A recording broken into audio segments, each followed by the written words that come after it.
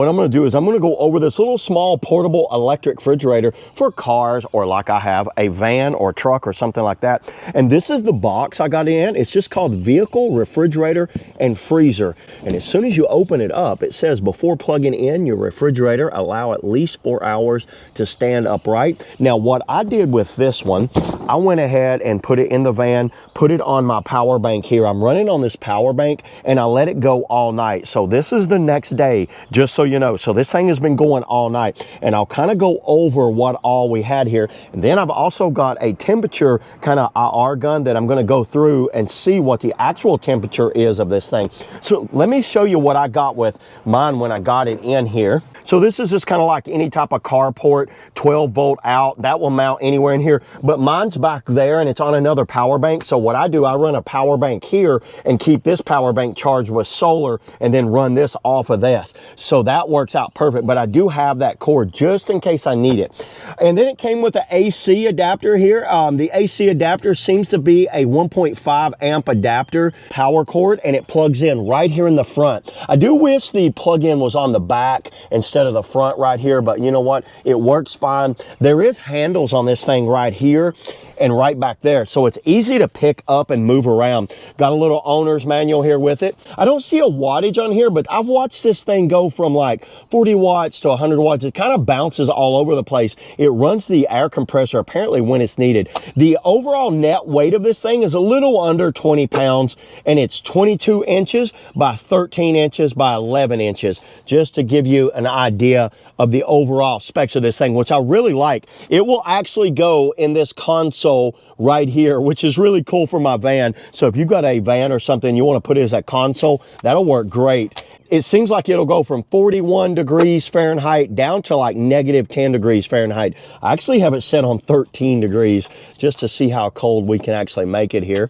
You can see the different types of modes. By the way, there's a car shutoff, which is low, medium, and high. And here's the voltage on that. I've got it set on low because I'm running on the power bank. But if you want to get it where it does like a restart voltage, 11.4 volts I would recommend to be on the medium. You know what? That's all we got on the owner's manual here. Let me go over the display of this thing. So right now you see that it's locked. To unlock the display, hold down the plus and minus. Watch this. 3 seconds, the lock just unlocked. Now I can go up or down on the temperature easily right there. And you see how it's on L to change that. There's not much to it. Hit the, hold down this settings button, I think for 3 seconds. Notice it's on L. If I want to go medium, I would recommend running it on medium right there.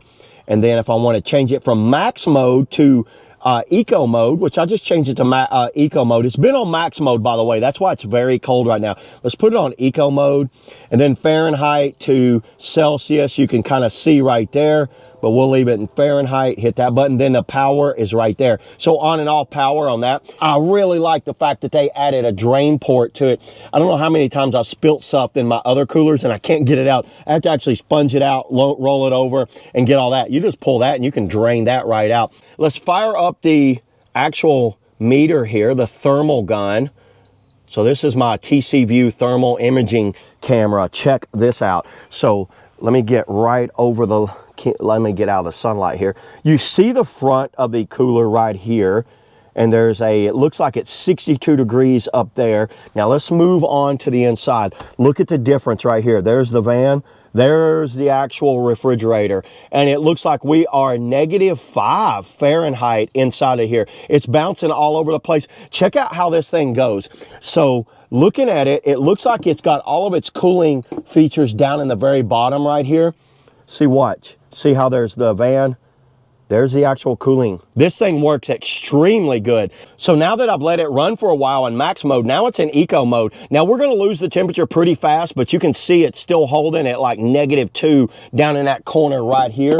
That's very cold. I'm very impressed with this thing. Has a nice sealed gasket along the edge. This is cool. It actually has an internal light. My other refrigerator did not have a light, and it's something as simple as that that means a lot to me. I don't know how many times at night you're going to get a drink or some meat or something out of your refrigerator. You open up and you have to get a headlamp just to see what's in there. But they've actually included a light in there. Very nice locking mechanism. The handle feels great on this thing.